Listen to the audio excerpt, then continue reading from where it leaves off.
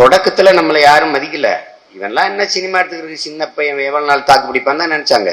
அதிமுகவுக்கும் திமுகவுக்கும் தோல்வி வெற்றி விகிதங்களை கணித்தது 1500 ஓட்டு, 2000 ஓட்டு, 500 ஓட்டு, 400 ஓட்டு, 300 ஓட்டு தான். அந்த இடங்கள் எல்லாம் 30,000 ஓட்டு, 26,000 ஓட்டு, 22,000 ஓட்டு, 18,000 ஓட்டை வைத்திருக்கிற கட்சி நாம் தமிழர் கட்சி. அப்ப இந்த கட்சிகளின் வெற்றி தோல்வியை தீர்மானித்தவன் நாம் தமிழர் கட்சி பையன். அதை புரிஞ்சுக்கணும், நாம் தமிழர் கட்சி பிள்ளைகள். இப்படியே விட்டால் 30 லட்சத்தை 90 லட்சம் ஆக்கிய ஆட்சி அதிகாரத்தை கைப்பற்றினால் திருடனுக்கு திருடன் பாதுகாப்பு.